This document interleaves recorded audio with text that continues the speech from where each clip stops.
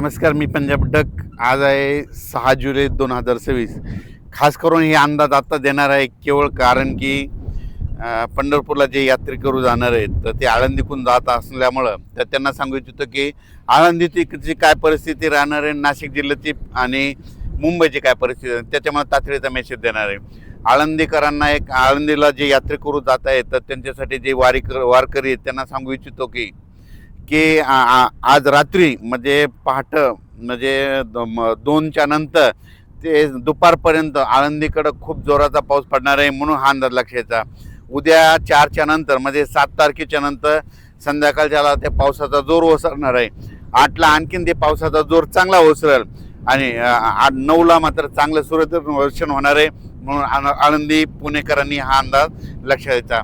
पण नाशिक जिल्ह्यातल्या शेतकऱ्याला सांगू इच्छितो की जनतेला सांगू इच्छितो की नाशिककडं काय होणार आहे आज मध्यरात्रीच्या नंतर म्हणजे 2च्या नंतर की मध्यरात्रीच्या नंतर नाशिककडं मुंबईकडं तिथे जुन्नर सिन्नर त्याच्यानंतर आळेफाटा विघ्नर कारखाना ओझर गणपती त्याच्यानंतर श्रीरामपूर राहता राहुरी कोपरगाव शिर्डी वैजापूर गंगापूर आणि त्याच्यानंतर इकडं वरती त्र्यंबकेश्वर नाशिक आणि नंदुरबार ह्या पट्ट्यामध्ये काय होणार आहे आज मध्यरात्रीपासून उद्याच्यापर्यंत जवळपास 400 मिलीमीटरपर्यंत पावसाची नोंद होईल, म्हणून हे अंदाज लक्षात यायचा.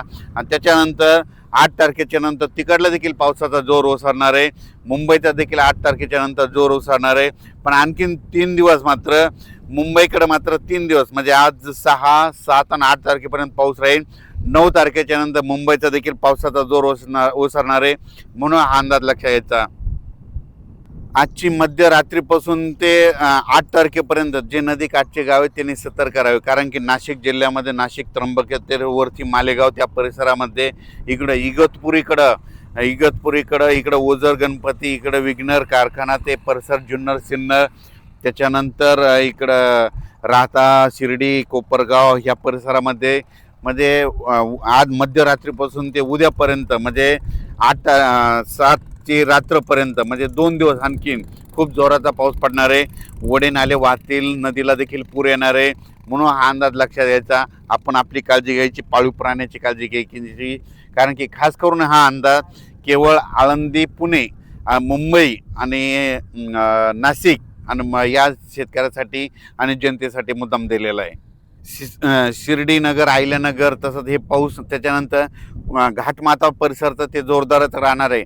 आणि घाटमाथ्यावरला पाऊस मात्र 9 तारखेच्या नंतर ते सगळा कमी होईल. 8 तारखेपर्यंत घाटमाथ्यावरला जोर राहणार आहे, म्हणून कोल्हापूरकरांनी हे अंदाज लक्षात द्यायचा. साताऱ्याकड्यानं महाबळेश्वर त्या जनतेने सगळ्यांनी अंदाज लक्षात द्यायचा. आपण आपली काळजी घ्यायची. धन्यवाद. त्या भागात अद्यापही पाऊस आला नाही, ते ह्या 3 दिवसात त्या भागात पाऊस पडेल, पेरणीयोग्य पाऊस पडेल आणि चांगली जमिनीमध्ये ईजभर ओल झाली तर तुम्ही तुमची पेरणी करू शकता. धन्यवाद.